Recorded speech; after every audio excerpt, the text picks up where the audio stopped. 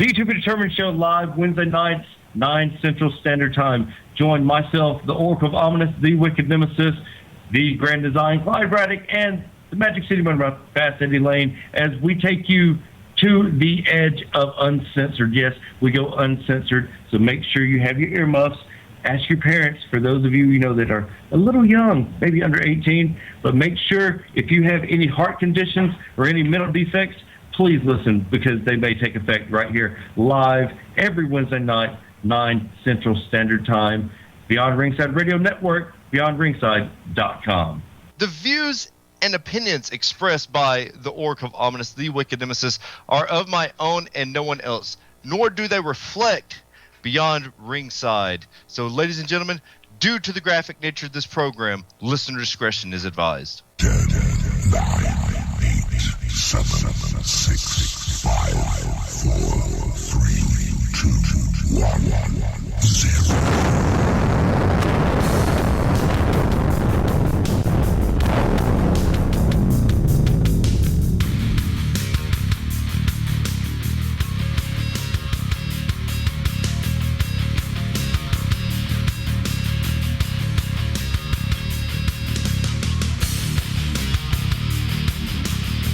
Ladies and gentlemen, it's Wednesday.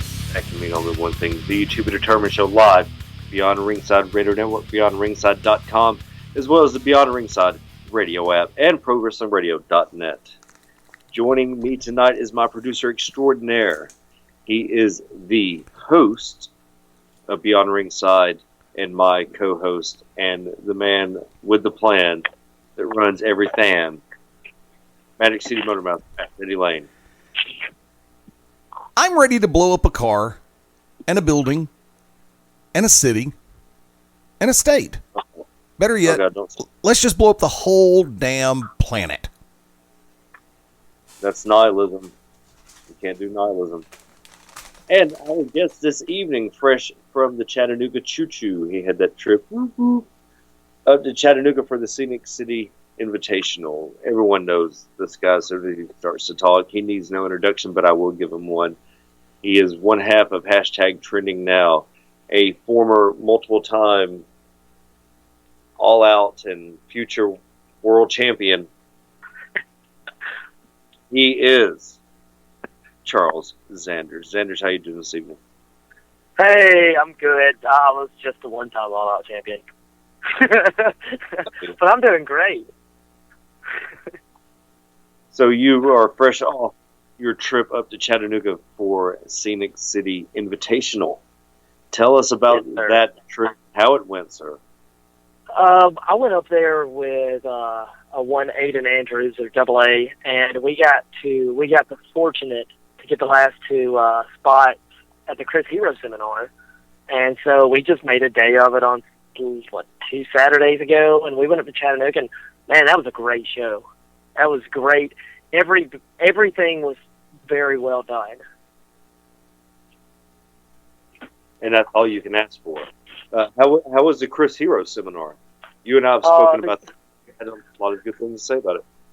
Oh, man. I'm already a huge Chris Hero fan. Anytime he's around, I try to go. I was going to try to go AWE also. But to be, I think 18 years almost. No, I think over two. Yeah, I think 18 years is what his time he's been wrestling.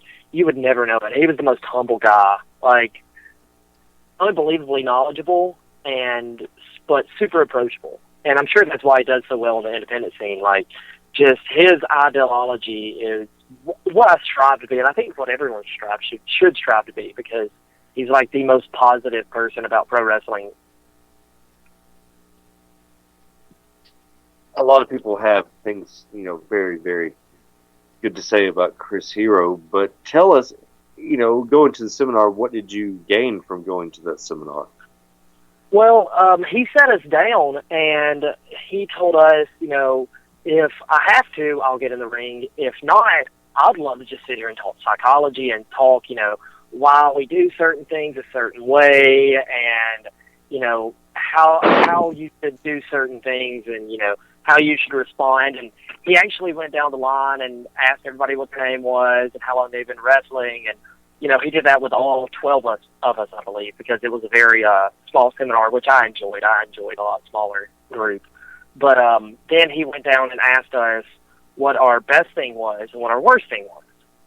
And, you know, he, on every one of them, every worst thing, he spent a good 2, 3, 4, 5 minutes on what he believes is the best way to do it and how, or what would be a good way to practice getting better. So, like, on promos, he said, I started cutting promos on fans, like quick 2 or 3 second promos, even if it was just a one-liner about getting my match over, getting myself over. He said, that's what I started doing. He said, of course, in the mirror and all that other stuff, but, you know, the cutting a promo on a fan, you know, yes, we crap talk fans, but cutting a promo is not a way I'd ever looked at it before. Okay, so what about the psychology in the ring? How in-depth did he go with that, and did you learn anything from that? Yeah, he went really in-depth on, you know, my big thing is, you know, getting matches put together and strategizing the best way for the entire show. And so a lot of the questions I asked and other people asked was just about, you know, when, you know, what is too much and what's not enough, and, you know, styles, what style meshes the best, and, you know, things on how to counter and how to study to get better. You know, he talked about watching a lot of matches, not necessarily for ways to get into stuff, but the ways to get out of stuff. And he said it wasn't always the ways I saw. So, you know, it's different on the way, because I study film. I love, you could say it's watching matches, but I watch matches just to see certain scenarios. How was your match? How was the what? I'm sorry. Was your match? Did you actually get to wrestle while you were there? No, I didn't get to wrestle at Phoenix City, unfortunately. I would have loved to, but yeah, those guys were, you know, very high caliber people. They had Matt Riddle there, who's a UFC fighter and a professional wrestler. Unbelievably great guy. Him and Jimmy Rave tore the house down. You know, Kyle Matthews got to face Hero first night, and luckily we got to watch it, and it was unbelievable. It was a 20-minute, you know, you had a 20-minute time table, and he went 19:58 on the time. And he was talking about it, and as he was laying there, he said, I have time for one more move, and then hit another move with like 10 seconds left. So that's how precise that guy was. But no, unfortunately, I didn't have a match. I'm hoping, you know, next year, if I continue to improve and get better at the things I need to get better at. What did you take away from the overall experience? I don't know. I think it lit a fire, more or less. Like, I realized, you know, seeing different people, and I think me and Aiden talked about this a little bit, it's just seeing those people where you want to be is very motivating. It makes you strive. It makes you hit the gym a little harder. You know, maybe it helps you train on that extra thing that you wanted to hit. You know, it's motivating. It's seeing all those good matches and then knowing, you know, you could blow them out of the water any day. It was, you know, I don't doubt my abilities, and I feel like I'm ready for that brawl, because there was a solid 250 both nights, and I feel like I could keep up with those guys really well, but I know the things I have to work on to get there. You have been tearing it up throughout the Southeast yourself in ring.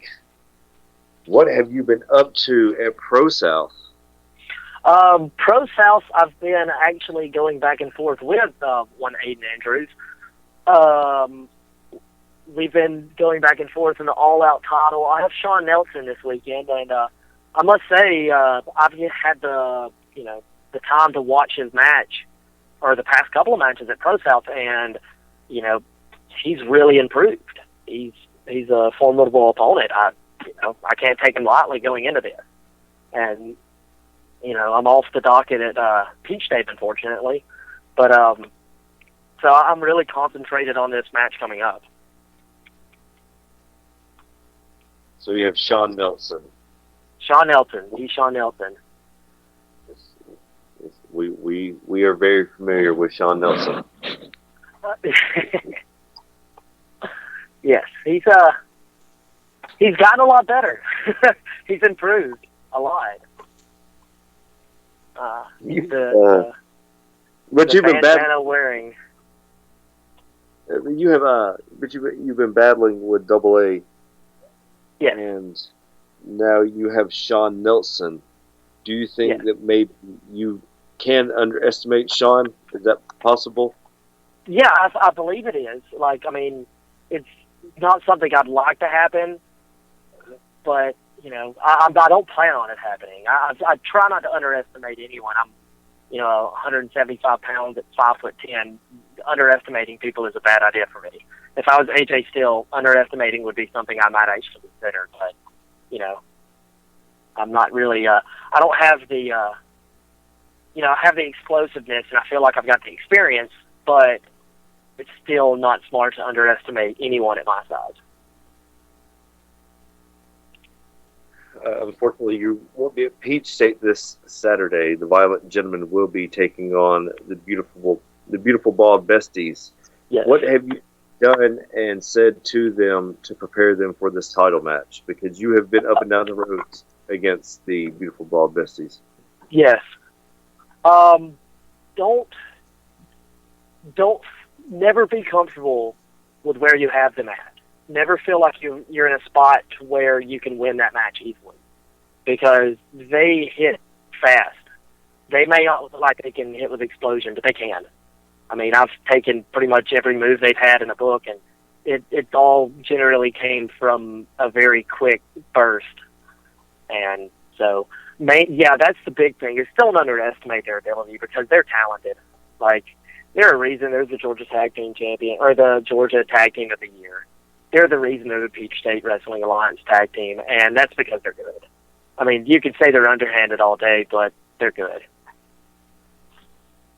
And that goes for both of them. That goes for the Violent Gentlemen and the beautiful Bald Besties, because, you might be managing them, but they're underhanded also. They have a few tricks. This is not their first rodeo. Well, what do you think are the strengths that the Violent Gentlemen have going into this? Well, overall, I think it's, they've got a lot of strength going into this, actually. One, their power game. Two, what do they have to lose?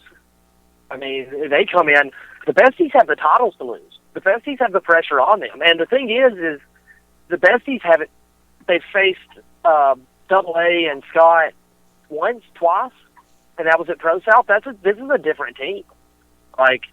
I've had the crap beat out of me by both Double A and Scott multiple times, and I can tell you they've vastly improved since the last time they faced the Besties.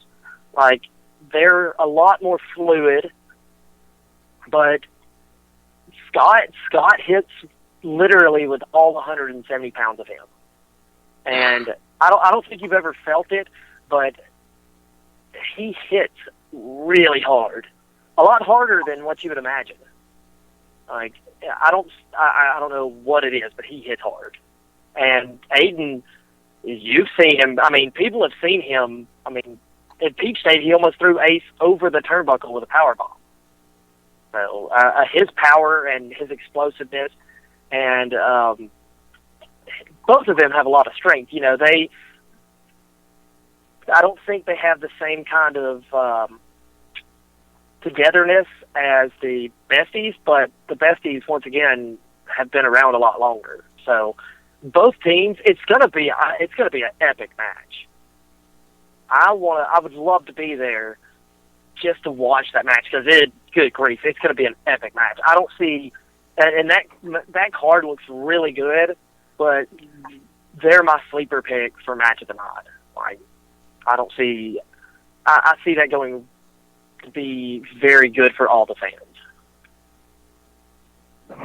Eddie, last night was GCW Radio. Yourself and Mad Dog Dan Sawyer went over the card, I'm sure, for GCW next weekend in Pell City, Alabama. Who does Charles Zanders have? Do not have that. Go ahead. Yeah, I'm not going to be there. You son of a bitch. Yeah, I know. I'm a horrible person. I just had already. I'm going to be in Hogansville that night. I've been approached by D1 Shane Knowles, which is going to be funny because me and Ace Haven, trending now, are going to be facing the Violent Gentleman. So it's going to be interesting. Yeah, I forgot that you were at Peach State. Nope. I had to. I'd forgotten all about the dates, and I'm going to be there come hell or high water. The 17th, I believe the next one. But yeah, I'm not going to be there for the August show. Well, we can all boo Charles Zanders. I know, man. I felt so bad. I'm so unhappy about it. But you have a great opportunity. You and Ace, of course, against the Violent Gentleman on the 27th in Hogansville. Yes. So nobody knows those guys better than you do. So No, I'm telling you, and the thing is, nobody knows me better than they do. So, and Ace knows them. We've had our battles. I mean, the tag team tournament, we had our battles. But also, Donnie Primetime's going to be on there, and I had to throw Donnie Primetime in it because he's getting there, man. He's the man. And me and Donnie contact each other quite a bit, and he's busting his tail doing the DDP yogas and whatnot. Yeah, Donnie is definitely money in the making.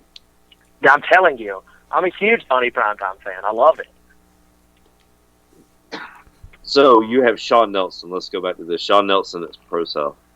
Yes. Sean, known for his kicks, you said he's improved. Yes. What have you done to prepare for Sean Nelson? That's just honestly, I watch Sean Nelson's matches, and he's using a lot of underhanded tricks like Sean Nelson would.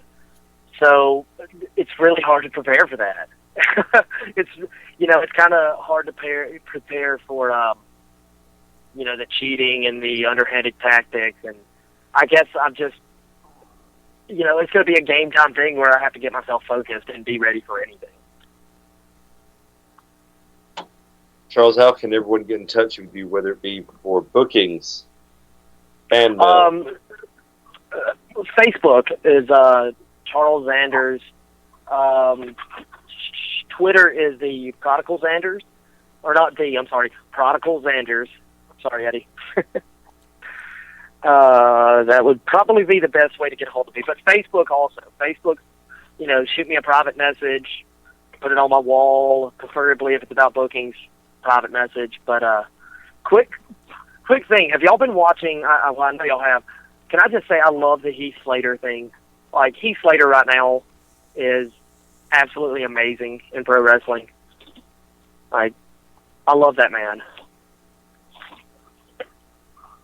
Well, before we let you go, I was going to have Eddie ask you a question or two.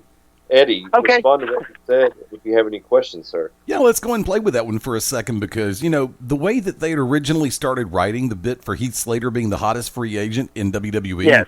They had everything lined up to where Heath Slater was going to be elevated that much more. And then all of a sudden, Monday night on Raw, they decide to send him out against Lesnar and play the desperation card. Well, him on SmackDown was a little bit better. Not much. At least he did a bump and feed for Orton, which is a beautiful thing. But hey, look. Yeah, can anyone make enhancement talent look any more fun than Heath Slater, though? Well, see, thing about it is, unfortunately, the bit they did Monday night with Slater and Lesnar and Heyman started out to be humorous, started out to be fun, and it took a real dark twist. And the second the second Lesnar picked up the microphone, and when he made the comment, "I don't give up about your kids," It's like, okay, this just got dark. This just went in a direction I don't think they were wanting to go. And then here comes the beat down on Heath Slater. Well, they started out being funny the next night with Heath barely being able to walk. And they did the bit with Randy Orton inside the ring. But the thing about it is, they're showing that, like I said, if they'd have done this right, if they'd have kept the momentum going, where Heath Slater, sure, he could take some losses, but he keeps bouncing back. Yeah. He keeps the smart-ass, wisecracking attitude. They could have built this to where even Stephanie and Shane could have gone back and forth going, we need somebody like that who can actually, do the right thing and do the honors, and so to speak. They'll never use that phrase on the show. Yeah. But somebody who can help build talent. Okay, it's like, there we go. Yeah, I need Heath Slater on Raw. Well, guess what? I need Heath Slater on SmackDown. And they can start a bidding war over Heath Slater. But the way that they did the last two nights, granted, SmackDown was better than Raw, which has been the case lately. Now, I just, like I say, I agree, but I also, like I said, Monday night just killed it for me. Now, since you want to go in the direction of the WWE for a hot second, I'm going to go ahead and bring this one into play. I take it you saw SmackDown last night. I saw a lot of it. Okay. I didn't see all of it. Have you been keeping track of the storyline between Ambrose and Ziggler over the WWE World Heavyweight Championship? Briefly. Like, I've been dabbling in it whenever I could get home, and I watched it work. I keep up with it. Notice before the brand split, before the roster split in the draft, Dean Ambrose was out there cutting up, goofing off, and having fun. But now that he's been paired with Ziggler for the SmackDown main event at SummerSlam, he has virtually gone pure heel on Ziggler. Yeah. What does that make you think of his character? See, I've always liked him, even in the independents. I loved him as a heel. Like, I thought he did really well as a heel. I think he's a likable babyface, but once again, it's a whole freedom thing. It depends on how much freedom he gets with whatever he gets.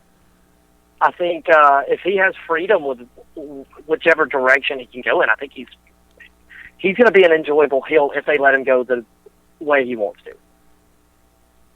One other one real quick. Coming out of the Scenic City Invitational, you were there for night 2, correct? Yes. I had a chance to read some different reviews. I've not seen the VOD yet. God knows I'm waiting for this one to come out because I really want to be able to sit back and watch night 1 and night 2. Because a good mutual friend of all three of ours, Larry Goodman with Georgia Wrestling News and Notes, who is normally one of the most... Okay, I'm going to stop right there because Larry's not negative by nature. But Larry will tell the blunt, honest truth about something. And there's a big difference. He has had nothing but glowing comments about night 1 and night 2 of SCI. The variety of styles that you were able to take in, both in the Chris Hero seminar, which I agree, Hero is a phenomenal guy. I worked with him on AWE, Season 3 premiere. And not to mention all of the matches that took place, from the individuals to the triple threat tag match. What do you take away being able to take in that many variations of styles? I got to see how everything, I've got my style. Everyone has their own style. But to see, and it's been a long time since I've got to really sit in a crowd and watch a good independent show. Like, to not have to deal with any of the extras and the politics and that stuff. To really just sit down and enjoy wrestling. And it was awesome. Like, I don't know, I'm not going to say I didn't gain anything from the stuff, but I got to enjoy the show, which is, as a pro wrestler, you've got to sit back and do. Because if you just look strictly as, business, it's going to burn you out really quickly. And so that was the big thing. I took away that, like, anybody that questions that Jimmy Rave can go, just watch him and Matt Riddle. Right. Because he took a beating and absolutely gave it back. Like, and the main event. The main event he did really well, but just to see him and Matt Riddle, because Matt Riddle, I was a little skeptical because he comes out in the MMA shorts and the straight bills and wrestles without shoes. But he did really well himself. Like, I was very impressed with him. And I saw him after that match, which he lost.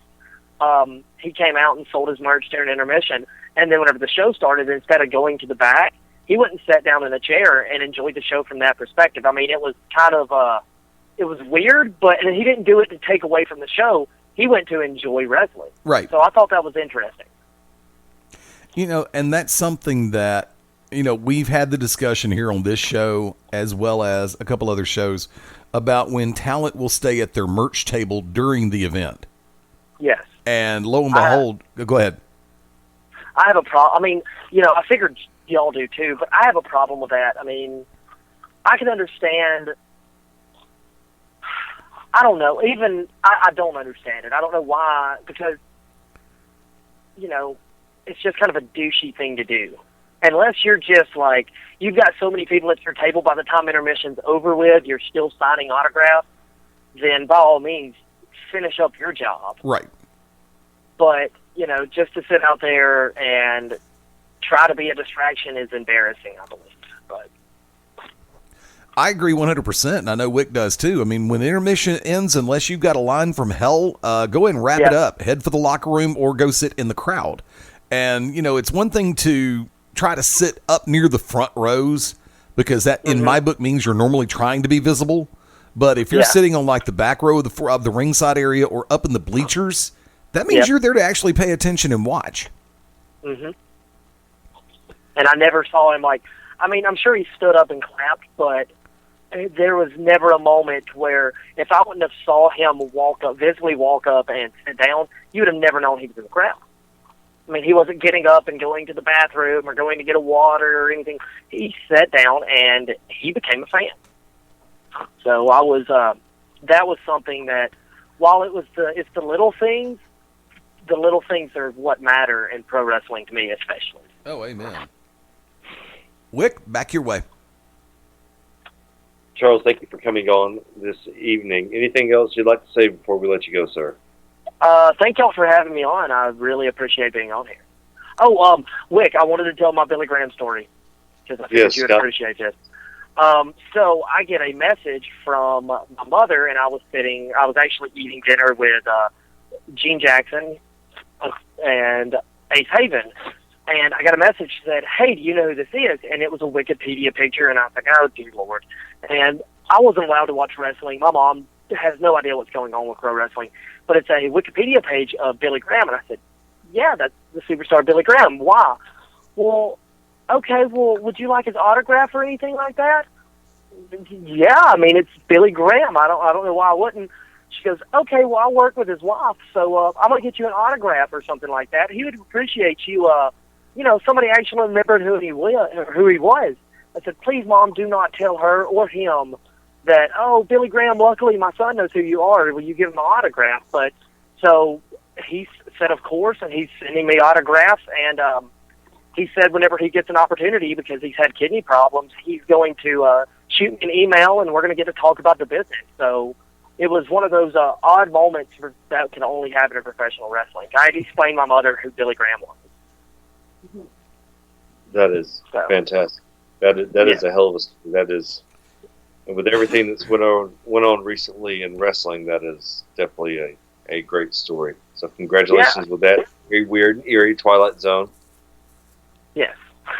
It was hard to explain to my mother why she couldn't say stuff like, "Oh, well, it's good that somebody still remembers who you are," because that's like I had to explain. I was like, "Mom, that's like walking up to Sean Connery and telling him, hey, somebody remembers you acting. That's pretty cool, huh? Like you don't do that." We're just as good as, "Hey, Mr. Connery, have you ever heard of James Bond?" Yeah.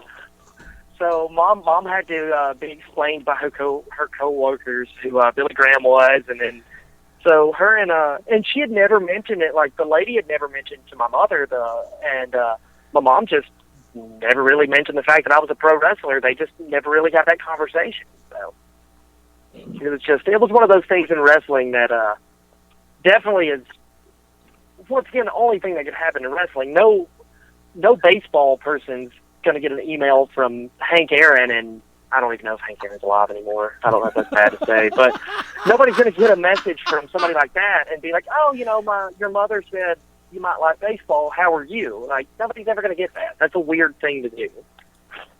But it's pretty interesting. I thought it was, because I was sitting there talking to Ace and Gene Jackson, and unfortunately he had to turn over Twin States because of work, and he was talking about doing benefits with people, and I said, oh, we'll just get Billy Graham, apparently, since my mom's best friends with him. So, but Legends Fest do not go along with the Southeast, apparently, anymore. By the way, for the record, Hank Aaron is still alive. Okay, thank you. Thank you. I felt kind of awkward saying that because I don't keep up with it enough to know. But it was great being here. I appreciate it, guys, and y'all have a lovely evening. You too, Charles. Charles Zanders, everyone. Thank you, guys. Y'all have a good night. You too. We're about to take our first break of the evening. When we come back, Eddie's got something that he would like to speak about that happened on Raw. So Eddie's going to have a clip ready, and when we come back, we're going to try not to get sued right here on the To Be Determined show, live, Beyond Ringside Radio Network, BeyondRingside.com, the Beyond Ringside Radio app, and ProWrestlingRadio.net. Howdy, friends. This is the Magic City Motor Mouth, Fast Eddie Lane, with your invitation to join yours truly, along with Mark Mabo Bowman and the Oracle of Ominous, the Wicked Nemesis, every Sunday night, 6:30 p.m. Eastern, 3:30 p.m. Pacific, for Beyond Ringside Live. Wrestling, mixed martial arts, sports talk, and a whole lot more. Keep your eyes open on BeyondRingside.com for all of upcoming show information, and of course, catch us on social media as well. Until then, we'll see you this Sunday, 6:30 Eastern, for Beyond Ringside Live on the Beyond Ringside Radio Network. Sunday nights at 11 p.m. Eastern here on BeyondRingside.com. Join us for the Midnight Black Mass. Myself, the Reverend Dan Wilson, brings you the dark gospel of professional wrestling, uncensored, unedited, uncut, and not for the faint of heart. You can find out more about us at youtube.com/pottyhumor or subscribe at Potty Humor on iTunes and Stitcher today. What's up, everybody? It's Stan Grubb for Corner to Corner Wrestling Radio and the Beyond Ringside Radio Network. Hey, join us every Sunday night at 9 p.m. Eastern Standard Time as the triple threat of wrestling radio goes live every week, giving you their thoughts and opinions on the world of professional wrestling. Myself, Brian, and Rob, all live, all here for you. And as my good friend Rob would say, from corner to corner and pillar to post, we bring it to you every week at 9 p.m. Eastern Time. BeyondRingside.com and ProWrestlingRadio.net. The To Be Determined show live Wednesday nights, 9 Central Standard Time. Join myself, the Oracle of Ominous, the Wicked Nemesis, the Grand Design, Clyde Braddock, and the Magic City Motor Fast Eddie Lane as we take you to the edge of uncensored. Yes, we go uncensored, so make sure you have your earmuffs. Ask your parents, for those of you that are a little young, maybe under 18, but make sure if you have any heart conditions or any mental defects, please listen, because they may take effect right here live every Wednesday night, 9 Central Standard Time. Beyond Ringside Radio Network, BeyondRingside.com.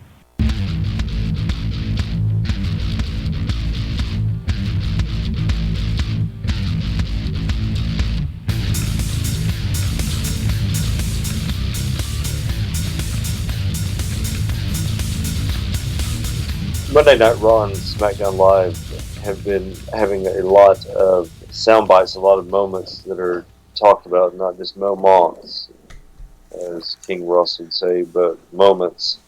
Eddie has one. Eddie is going to set up this clip, and then we're going to analyze it like we try to do every once in a while. Eddie, set this clip up for us, please, sir. Folks, this occurred in the first half hour, if my notes are correct, on Monday Night Raw. I believe it was at the 20-minute mark in the broadcast, counting commercials. Sheamus was getting ready for a match in ring and was being interviewed. Well, lo and behold, you had, and that's going to bring me to something that came up on Tuesday. Speaking of crowds or individuals in crowds, but stick to the topic for a minute. The crowd loves to dig on Sheamus. I got that.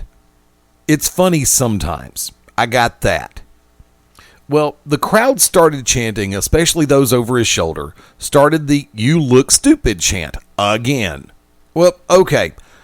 He's changed the beard. He's still got the mohawk, but he's changed the beard to where it's not doing the dangly thingies. He doesn't have the excessive red hair boogers. I know. I was being facetious. But then, lo and behold, as the crowd is chanting, "You look stupid," out of the clear blue, Sheamus snatches the microphone, turns toward that room, or toward that side, and says, "Let's get one thing straight right now. Each one of you here paid to see me, so who's stupid now?" My jaw hit the ground. I don't know how that was intended to come out. I don't know the original intent. If he was trying to be cute, trying to be funny, trying to be facetious, trying to be sarcastic, or what. But that sure as hell didn't come across that way. That came across as, I may be overreading, but I don't think so. It's kind of hard to overread. Each one of you here paid to see me, so who's stupid now? And then he went right back to talking about the upcoming match with Sami Zayn. That was the only thing that was said. But it's that one little stinger right there that just made me sit back and go, Vince is having a come apart in the locker room. He's probably throwing monitors. Wick, your thoughts on this? Well, you can't ever tell somebody that they're stupid for paying to see you. I have no idea. That's not even heel. That's idiotic to say. So who's the stupid one? This is worse than Sid saying that he has half the brain that Kevin Holland, Scott Nash did. I don't know why you would say this. I mean, you're being razzed by the crowd, and then you immediately say you're stupid because you paid. Like you all know, I tell fans all the time when I used to work Hill that they definitely, like, you paid to see me. We're working on my time, but that's just something completely different. I don't know why you would insult the fans. Your take on this? Boneheaded. Just pure and simple, boneheaded. Like I said, I can read a little bit into there's a classic television bit where if you think I look stupid and you're taking the time to yell at me, what does that make you? But that missed it's like, okay, he just took the bow and arrow and shot it straight in the ground and didn't even try to aim for the damn target. It's a very meticulous thing when you're trying to heel out on a crowd when you're not supposed to. And like I said, I'm pretty sure there was a come to Jesus meeting in the back when Sheamus got back there. It's like, do you realize what the hell you just told those people? You just called them stupid for coming for buying tickets to come to my show. Really? And go figure, ADR's the one who had the wellness policy violation, not Sheamus. And Paige, too. But, see, when you try to do something spur of the moment, you have to check your brain and make sure everything is lining up correctly before you open your mouth. Or you will have that moment that everybody's going to talk about. Each one of you here paid to see me, so who's stupid now? Wick? They better not pull this lost in translation shit either. This is wrestler's court violation. Better wear the socks. I mean, honestly, because you have insulted all the fans, and you're saying that they're just coming to see you. So not only that, he also shit on the entire locker room. Well, I see shit going under to Cesaro at SummerSlam. Well, they are starting a best of 7 series. Well, it's going to be a best of 3. Wait a minute, a best of 7? Like Benoit Booker T? Yeah. Has it already started? Nope. Match 1 is this coming Sunday at SummerSlam. Well, I guess we'll just have to wait and see how all that plays out. You know, and speaking of SummerSlam, the card is actually looking pretty good. I don't know if, and I wish that I'd have gone ahead and saved the sound bites, because I'm really confuzzled as to why. I mean, is somebody redefining the heel face line and I missed the memo? Wick, did I not get this? Or are you talking about everybody trying to be the cool bad guys now? No, I mean, Dean Ambrose, who was normally the affable babyface before the roster split, lo and behold, he's healing out on Ziggler doing the company line thing, telling you, it's like, yeah, you're the burnout. Yeah, you've never lived up to your potential. Yeah, you've done this and that and that and that. And this is why you won't win Sunday. And it's like, babyfaces don't do promos like that. Not even right. I mean, babyfaces don't do promos like that. And apparently they didn't want to do a face matchup between Ambrose and Ziggler. So they're trying to utilize Dean's personality to go into a dark area to bring out the dark heel side of Dolph Ziggler. And it's just not working. Ambrose is a good in-ring performer. Dolph Ziggler is damn good. I can watch Ziggler against somebody who's good any day of the week. But in this circumstance, the build-up just has not been that good.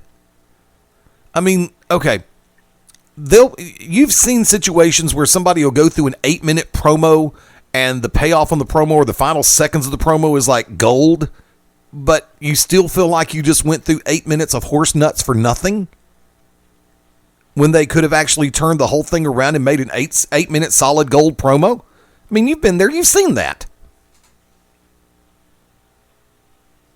I'm confused.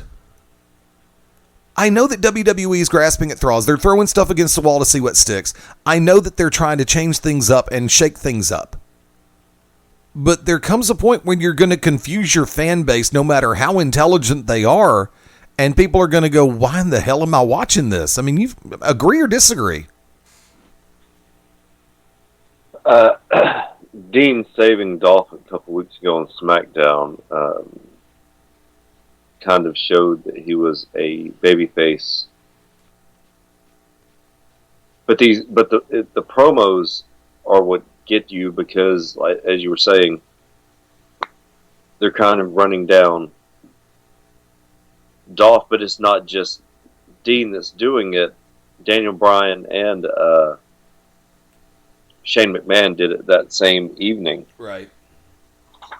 It's like they're casting doubt in Dolph, and Dolph is a 2-time former world champion. Which, the last time I checked, Dolph's 2 world champion reigns is more than 1 that Dean Ambrose has had. So. Right. So I don't know if you heard Dean's interview with Stone Cold. That was very awkward and cringeworthy, by the way. It was a different side of Dean that people got to see. Well, you know, we talked about the Summer of Punk last week, and you brought up the factor of Dolph Ziggler's title reign, or one of his 2 title runs. And the one that always sticks out in my mind is the night after WrestleMania 3 years ago, when ADR, a babyface ADR, allegedly, had just wrapped up a match, and a heel Dolph Ziggler's music hits, and this Coliseum these people blow the roof off the place. And when Ziggler gets the 1, 2, 3, it got even louder.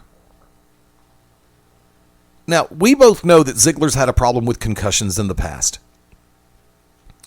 And I understand the medical trepidation by the front office to really do something with him because of the medical side of life.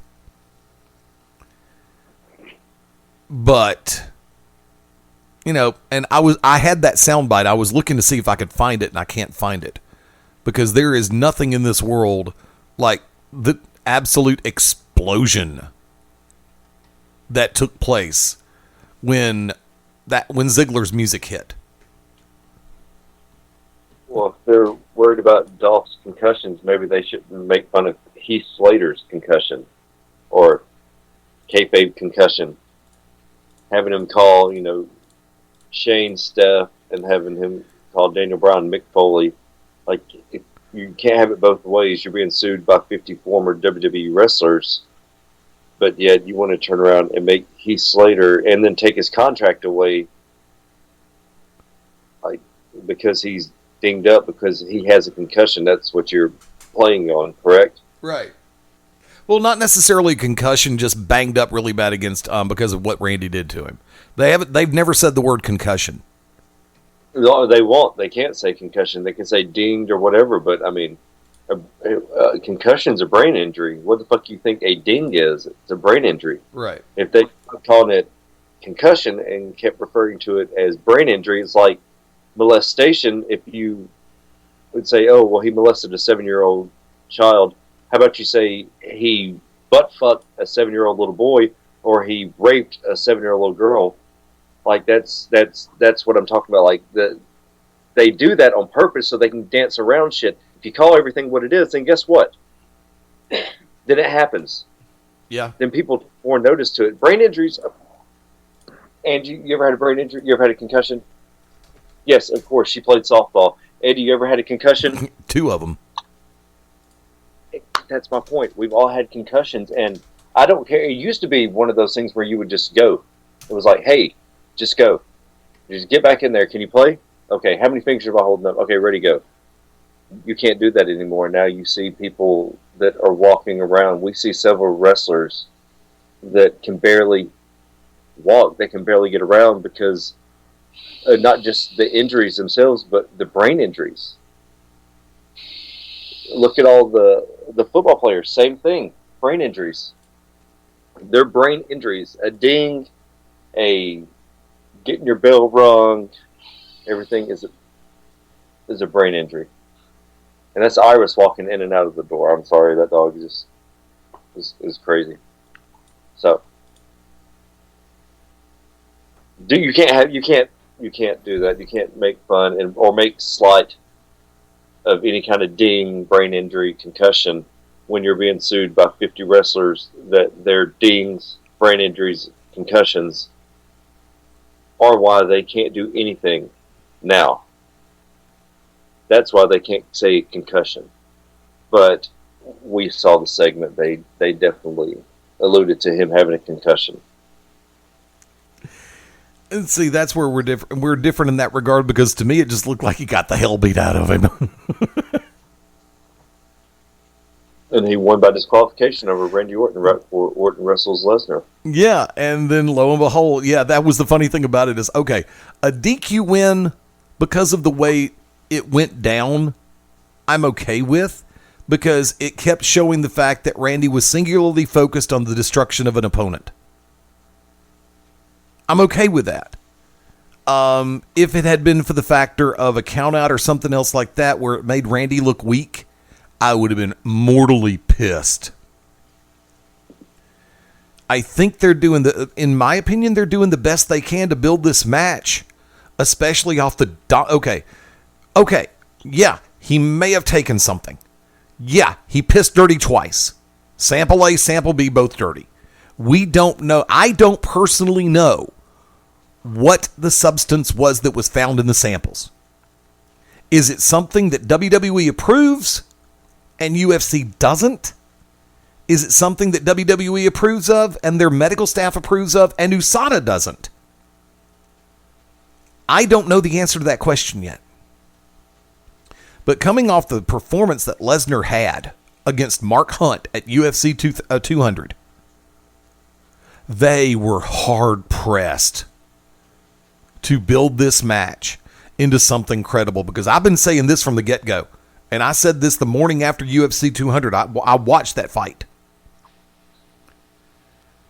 They cannot afford to make either man look weak in that match. Lesnar coming off a 200, Randy Orton's vaunted return. What lamb do you sacrifice? Orton? He's just coming back off an injury and a very long absence. Lesnar? He just beat the hell out of Mark Hunt in that third round and first round too. I mean, booking 101, Wick, what do you do? You bring in Goldberg and have him spear Lesnar and have Randy Orton go over. And then you have Goldberg against Lesnar, which was one of the worst matches I've ever seen before in my life. But you hope that it's better now. That's what you do since Goldberg's there, and apparently Paul Heyman's been calling him out. The rumors have been flying. And even Bill Goldberg himself has said that he feels like he has a few more good matches left. Keyword, good matches left in him.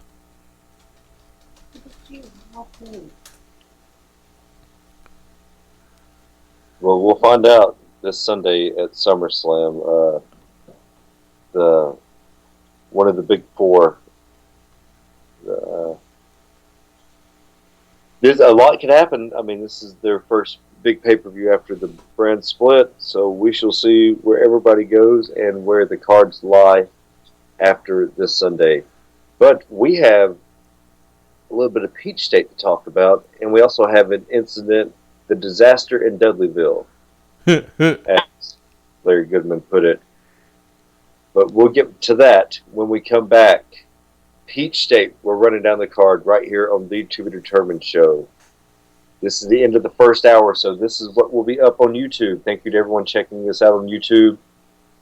For those wanting to continue the conversation, the rest will pick up on ProWrestlingRadio.net, as well as the Beyond Ringside radio app and BeyondRingside.com. So if you want to continue the conversation, follow us there. For those that are just joining us on YouTube, there are links and a lot of funny shit in the description below. Eddie names these episodes, so it is there. So thank you all for checking us out on any platform, through any site, anywhere. Thank you all. This is the Oracle of Ominous, the Architect of Intellect, and the Magic City Motormouth. We wish you a good night. For those that carry on the conversation, we're coming right back. The To Be Determined show.